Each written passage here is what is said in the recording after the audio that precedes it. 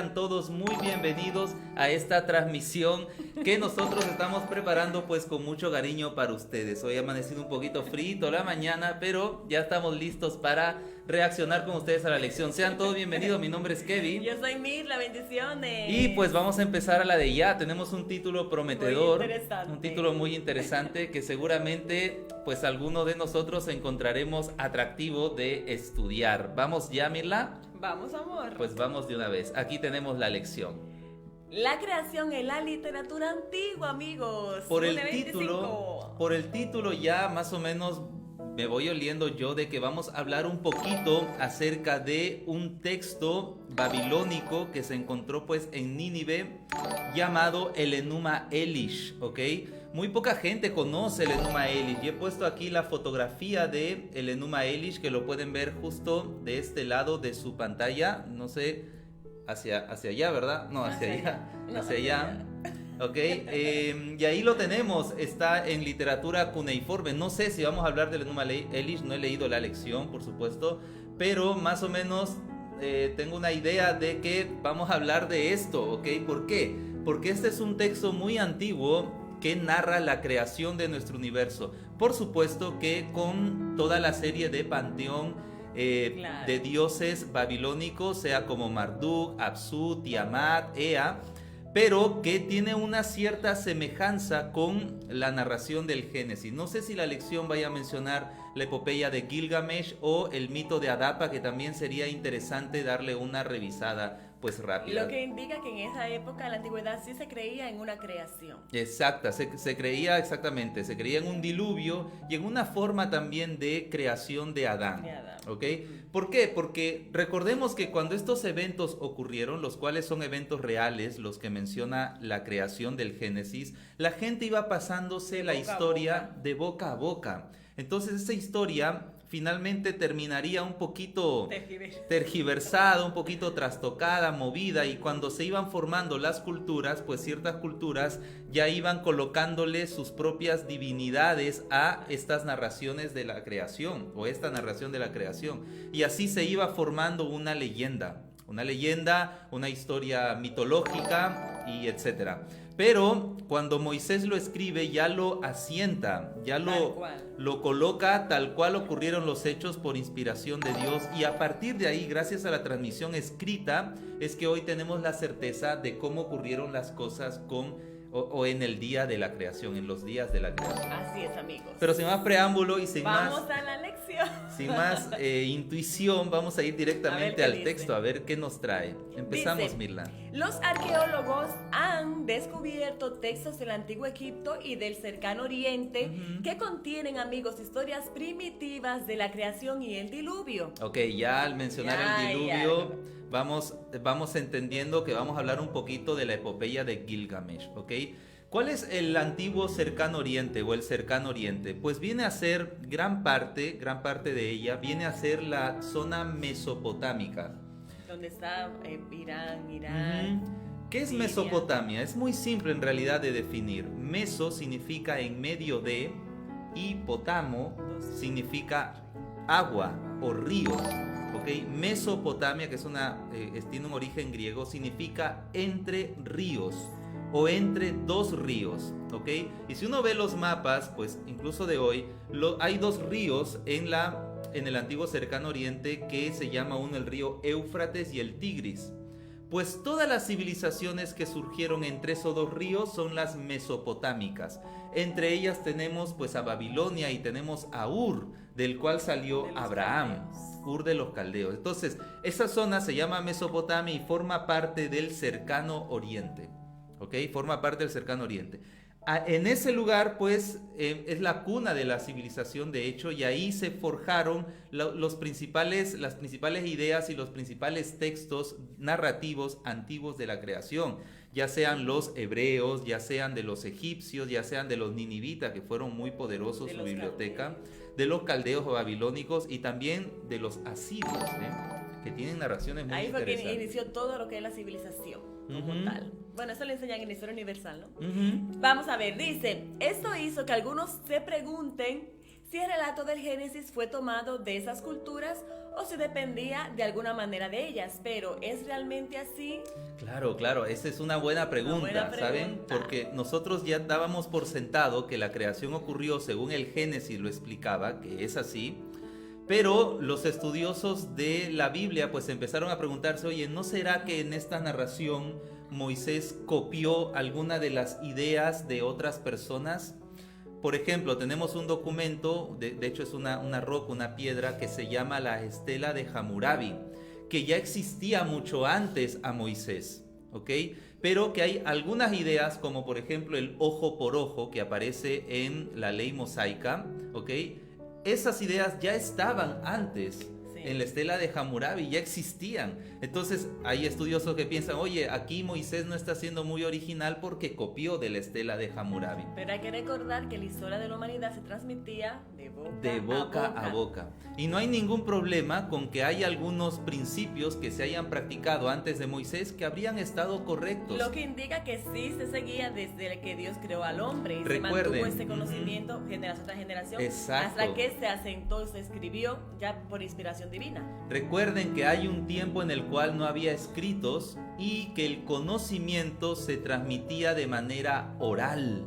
Oral, quiere decir del boca a boca. El papá le enseñaba al hijo, el hijo al nieto, el nieto al bisnieto y así sucesivamente.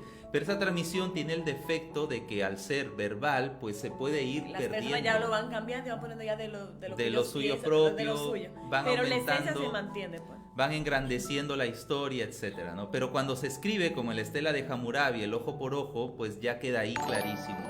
Lo viene a repetir Moisés y luego lo viene a repetir Jesucristo. Interesante. Así es. Lo venimos a repetir nosotros también en muchas de nuestras leyes, ¿eh? Muy interesante. Así es. Continuamos. Génesis 1 al 24 dice, lee Génesis 1 al 24, bueno, es bastante. Es bastante. 1 al 2, 4, perdón. El capítulo 1 es el capítulo 2, versículo 4. Es bastante, pero vemos que ahí habla de la creación. Eso, es solo de la creación, ¿ok? Y lo podemos verificar al abrir el Bible Verse. Vamos a darle aquí. Aquí estamos, Génesis 1.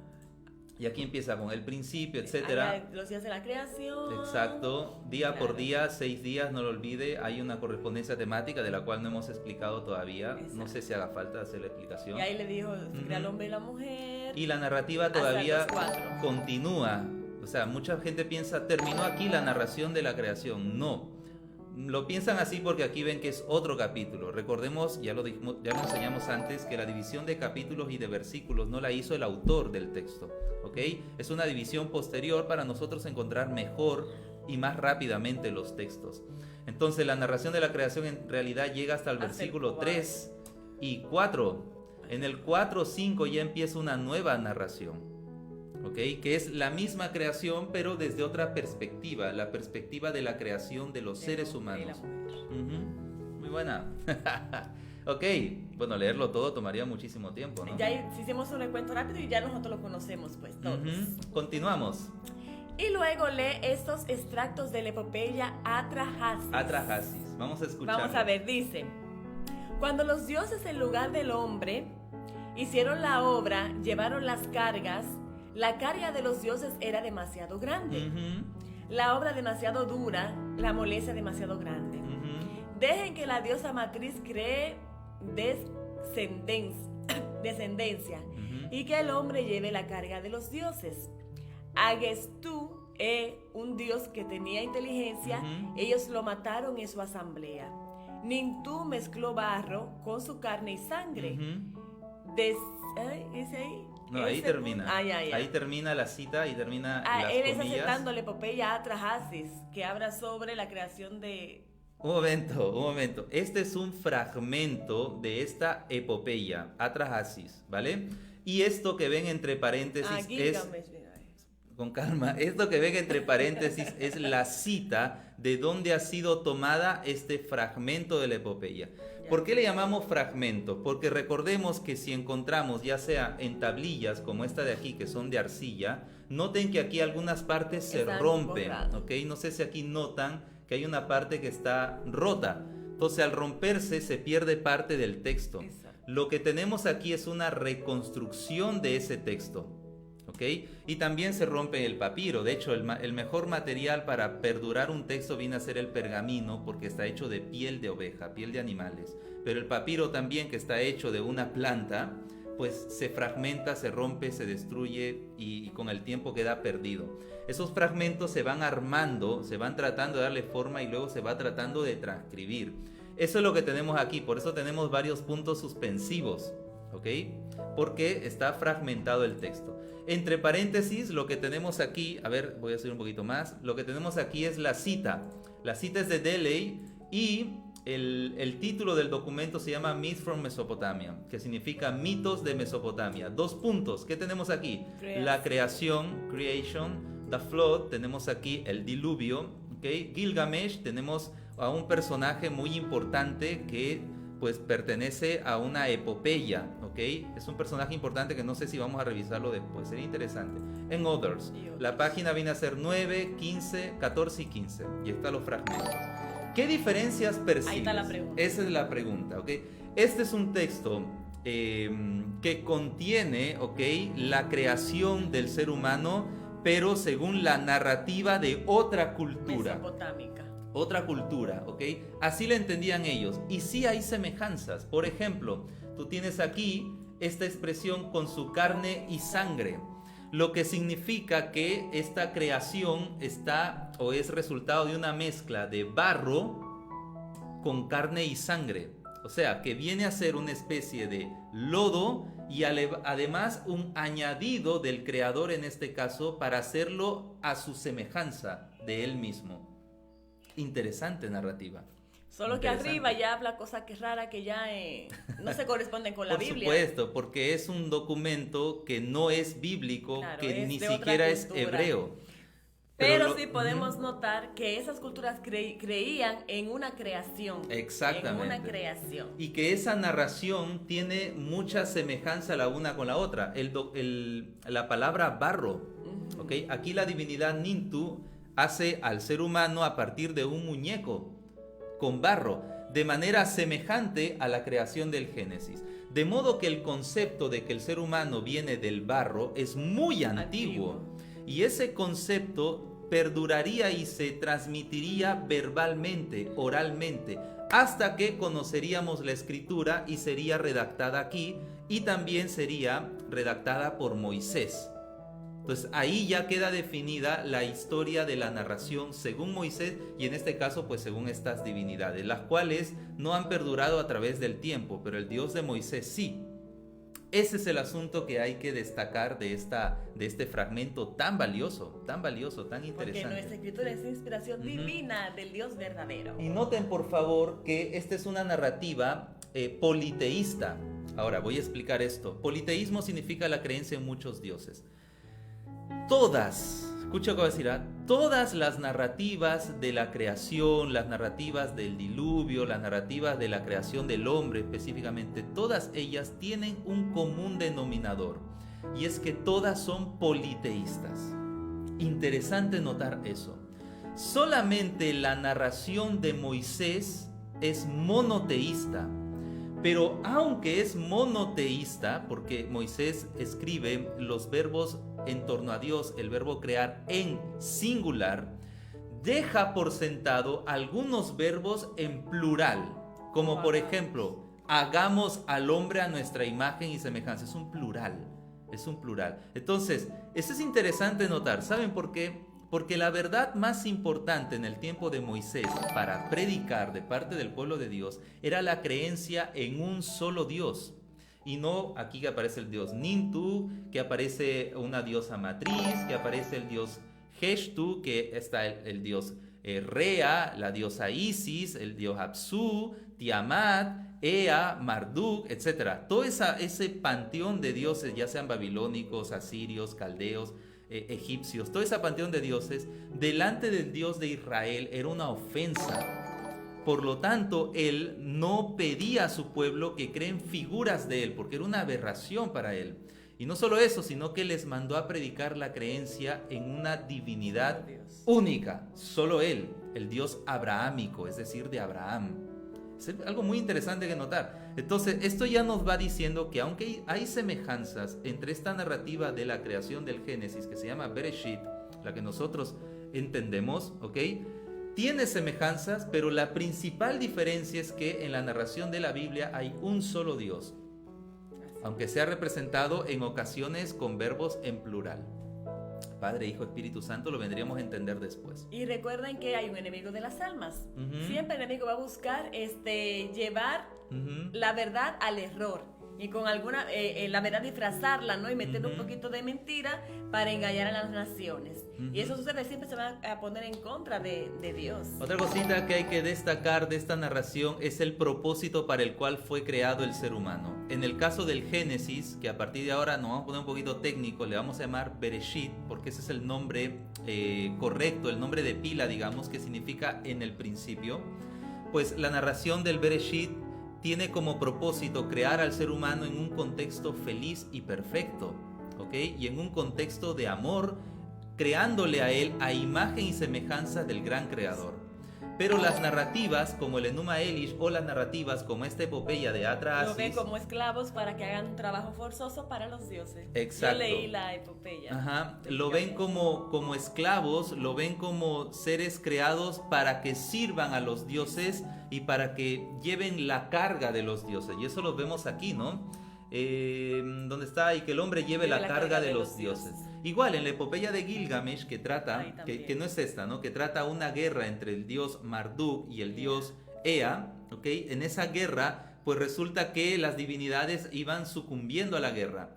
Pues a Marduk se le ocurre la genial idea de crear a semidioses, que vendríamos a ser nosotros, para que le sirvamos en ese conflicto y pueda él ganar. Interesante. Ven cómo ahí el enemigo pues mezcla lo suyo para tergiversar el origen de la creación. Exacto. Sin embargo, el origen de la creación bíblico es una creación de todo amor.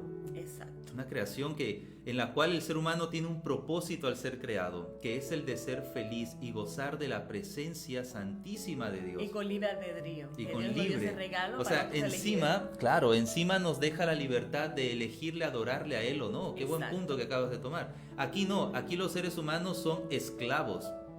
Y hay que tener en cuenta, amigos, hablando de lo de los dioses, que esa generación en la palabra podemos ver esos reinos antiguos que eran politeístas, cuando conocieron el Dios de Abraham, el Dios de Moisés, temieron ante él y se postraron ante él. Y vemos un montón de historias contadas de cómo Dios se manifestó maravillosamente ante esas naciones, demostrando su poder y su autoridad como verdadero y único Dios. Y ahí también lo podemos ver en Egipto, cuando Moisés fue, ¿no? Babilonia también. Muy buena. Así que pues... Saludamos a las personas, porque aquí tenemos algunas preguntas que estoy hojeando así reojo, que están vamos interesantes. Vamos a ver. Dice Sandra, buenos días. Santo, buenos días. Julio, buenos días. Tuti, buenos días. ¿Dónde puede contar la lección 9 de sábado y domingo? Me las perdí. En nuestro fanpage. En el fanpage, listo, pero vamos a ver si... En YouTube también está. En YouTube también. En YouTube también. Mirla y Kevin ponen lección de escuela sabática con Mirla y Kevin en YouTube y ahí van a estar todas también. Nena, buenos días, hermanitos. Dios les bendiga en este hermoso día. Estela, buen día, pastor. Estamos preparados para escuchar la lección de hoy. Daniel, muy buenos días. Rosa, bendiciones. Listo para aprender. Albania, bendecido día. Nubia, buen día. Hola, Nubia. Dice Rosa Tepo, Dios les bendiga. Gracias. Julie, muy buen día, lista para aprender. Elsa, buenos días, hermanos. Qué alegría compartir con ustedes la lección. Y contigo también. Melina, feliz día, lleno de bendiciones. Cecilia, buen día, hermano. Dios os guarde en su divino amor. Aquí estoy preparándome para otro día, otro estudio de la palabra de Dios. Bienvenida, Cecilia. A ver, Juana, buenos días. Damaris, feliz lunes y muy bendecida semana. A mi parejita de Dios, Mirly, que gracias, Dios los bendiga, Damaris. los cuide, sus vidas. Fuerte abrazo.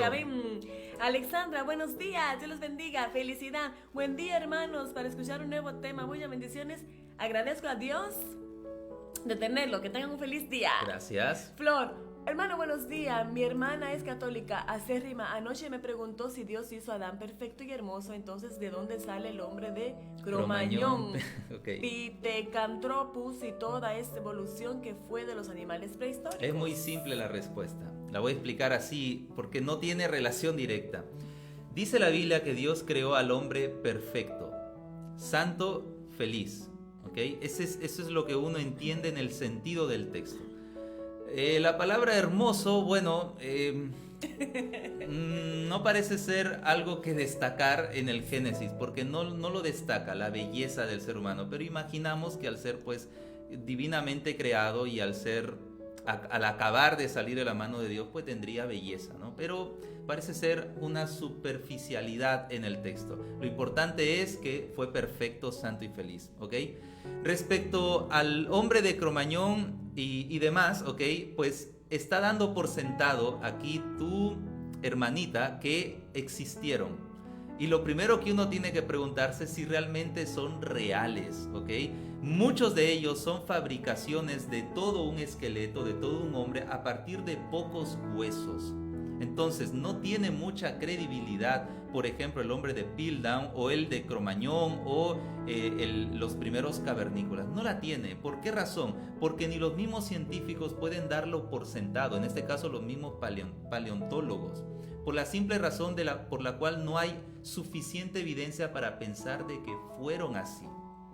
Entonces, si uno da por sentado que ellos existieron, pues tenemos un problema aquí. Y es que no se condice con la historia y no se condice con la narrativa bíblica. Pero no podemos dar por sentado algo que no tiene la suficiente evidencia para darlo por sentado. Así de simple. Un fuerte abrazo, Flor.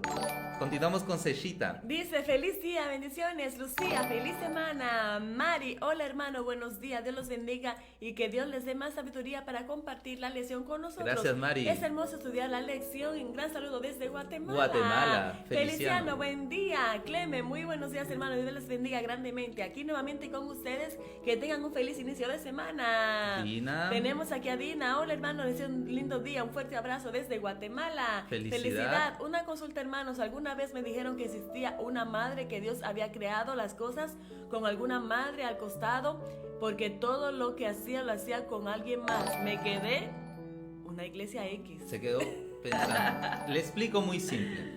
Usted tiene que aprender a encontrar la fuente de su información. ¿Cuál es la fuente en la cual usted cree? Yo le voy a mencionar en la cual yo creo, que viene a ser las Sagradas Escrituras. A continuación usted debe preguntar, ok, ¿hay una diosa madre? Pues muéstrame en las Sagradas Escrituras. Eso es todo. No existe tal concepto. No existe. Son suposiciones que uno hace en torno a la idea de que Dios es masculino. Pero ya hemos hablado de eso muchas veces. La divinidad no tiene género. Es una divinidad absoluta. Cuando nos crea a nosotros, inventa el género. Eso está en Génesis. Y los hace varón y mujer. Ni siquiera los ángeles podemos decir, bíblicamente hablando, que son seres con género. Porque no hay ángeles mujeres y no hay angelitos niños. Parecen ser más seres absolutos. Entonces, usted debe consultar la fuente. Si está en las Escrituras el concepto de una diosa madre, pues usted tendrá que aceptarlo. Pero búsquelo, tal concepto ni siquiera aparece por asomo. Y no puede aparecer no solo porque no es revelación de Dios, la idea de la diosa madre, sino porque atenta contra todo el sistema cultural hebreo, el cual era patriarcal, el cual no iba a aceptar la idea de una diosa madre. Eso está muy de moda, ¿no? Últimamente yo eso está de moda. Lo que pasa es que las personas no definen o no han aprendido a definir la fuente de su información. ¿En qué usted cree? Ok, yo creo en la Biblia. Pues es muy simple entonces. Tiene que encontrar en la Biblia la información que las otras personas le están dando. Pero si usted no tiene definido que cree en la Biblia, sino que cree en algunas otras cosas más o cree en algunas explicaciones adicionales, entonces vamos a tener un problema ahí. Y es que cualquier viento de doctrina lo va a sacudir. ¿Ok? No hay ningún elemento en las Escrituras para pensar en dos dioses diferentes, un Dios Padre y una diosa Madre. Pero sí tenemos fuertes elementos en las Escrituras para pensar en un Dios absoluto, que en ocasiones aparece en las Escrituras, la gran mayoría de veces, como un Dios visto desde la perspectiva humana masculino, pero también aparece visto desde la perspectiva humana, aunque no tantas veces, como un Dios femenino, porque tiene de ambos, porque es un Dios absoluto sin género. Y nos creó a su imagen y semejanza. Yo soy mujer, él es varón. Él me dio a mí algo que él no tiene y a él lo que yo no tengo. Exacto, ese concepto lo hemos repetido muchísimas veces aquí. Un fuerte abrazo para ti, felicidad, un fuerte abrazo. Josh. Respecto a la iglesia, aquí pregunto una iglesia X, se llama la Iglesia de la Diosa Madre, así se llama para su información, ¿no? Josh Cruzado. Al parecer, las narrativas politeístas de la creación de este mundo, el diluvio y otros relatos no han triunfado contra el Dios Yahweh de Moisés, que claramente ese es el más claro para encontrar respuesta a las grandes preguntas que se hacen acerca del Bereshit. Buen día, familia pastoral. Es Dios cierto, le bendiga. es cierto. Muy buen comentario. Miren, si la lección no menciona esta epopeya, si yo no hablo del Enuma Elish o del mito de Adapa, usted ni se entera. Usted pasa toda la vida sin saber que estas narrativas existen. La razón es muy simple, y es que estos dioses pues son dioses ficticios. Si el dios Nintu realmente fuera un dios real, se habría encargado de que su narrativa pues perdure en el tiempo. Si el dios Tiamat, la diosa Tiamat, de hecho, Apsu, o el mismo dios Poseidón, digamos que ya estamos hablando de una cultura muy posterior, griega, ¿ok? Pues si existieran, se habrían ocupado de que su narrativa y su versión de la historia perdure en el tiempo, pero no, están perdidos. El único que ha mantenido hasta hoy día es el Dios abrahámico. Yahweh. Ajá. El Dios de Abraham, el Dios de Abraham. Exacto. El que es porque es. Lo cual nos muestra una evidencia poderosa de que es real y de que existe. ¿Por qué razón? Porque se ha encargado a través de la historia, y eso que lo ha hecho con oposición, porque a través de la Edad Media han tratado de eliminar, destruir la palabra. Pero se ha encargado a través de la historia de hacer perdurar el texto bíblico para nosotros, puesto que es el único Dios real. Su palabra es eterna, nunca va a desaparecer. Muy buen comentario, muy buen, Josh, muy Josh. buena. Adalgisa Lora. Adalgisa, muchas bendiciones, mis hermanos. Gracias por compartir la lección. Lilia, feliz lunes, hermano, que Dios les bendiga. Rosa, hola, buen día. Flor, por favor, estoy esperando respuesta a mi pregunta. A ver, Flor. La pregunta fue esa que nosotros hablamos. Ah, no. Vamos a ver, aquí. Ya Bueno, respondimos, sí. Pues, Flor. Pero tenemos que comprender, amiga Flor, porque este comentario lo hizo antes que respondamos, es que tenemos que hacer pausas. Tenemos que hacer pausas para sí. poder atender a todos y después volver al texto. Entonces eso toma un tiempo, ¿no? Sí, pero ya está respondida está. Tu pregunta, Flor. Fuerte abrazo para ti. Julie, Milena. buen día. Fara, feliz día. Magdalena, gracias a Dios por el pan del cielo. Techi, buenos días. Ruth, buenos días. Néstor, buenos días. Buenos Flor, días. y los animales prehistóricos como el mamut y el dinosaurio Rex. Ya hemos hablado del dinosaurio Rex, ya hemos hablado del dinosaurio Rex y hemos hablado también del mamut y del tigre dientes de sable, ¿ok? Son animales que existieron. Son animales cuya evidencia histórica es muy poderosa como para pensar que no existieron. Y así como las especies van desapareciendo, extinguiéndose, el mamut, el tiranosaurio Rex y pues el tigre dientes de sable pues se han extinguido también a través de la historia. Ya hemos hablado del tiranosaurio Rex, ya hemos hablado del dinosaurio Rex, y hacer una repetición ahora pues va a ser un poquito extensa. A ver, busquen en una lección de la semana pasada, no sé en cuál de ellas, hablamos del Behemoth y del Leviatán también, bastante tendido. Procúrelas y ahí va a encontrar la explicación, pero imagínense si retomamos temas antiguos todos los días, pues va a ser un tiempo muy largo. Pero sí fuerte abrazo, amiga Flor. Luz Marina. Dice, buenos días, es una bendición el estudio diario con su explicación. Gracias, Albania. fuerte abrazo. A veces queremos ajustar a Dios a lo que el hombre conoce, pero Dios va más allá de la mente humana. Sí, claro, es una idea muy popular. Muy Continuamos. Bueno. Vamos allá, dice, aunque existen similitudes entre la historia, por ejemplo, los primeros seres humanos fueron hechos de barro, las diferencias son mucho más claras. Claro que hay similitudes, pero más diferencias que similitudes. En Atrahasis, el hombre trabaja para los dioses para que los dioses puedan descansar. Es como un esclavo, ¿no? En Génesis, Dios crea la tierra y todo lo que hay en ella para la humanidad como el punto culminante de la creación y luego descansa con ella, o sea, con la humanidad. En Génesis, los seres humanos también son puestos en un jardín y se los invita a estar en comunión con Dios y cuidar de su creación, un concepto que no se encuentra en Atrahasis. ¿Ven? Ya hemos hablado de eso ya un poquito, ¿no? Pero está excelente. Está ahí. En Atrahasis, un dios menor muere y su sangre se mezcla con barro para formar 7 machos y hembras. En Génesis, primeramente, Dios forma a Adán personalmente, o sea, con sus manos. Le sopla aliento de vida y posteriormente hace a la mujer para que sea su ayuda idónea. Dios no creó a Adán y Eva de la sangre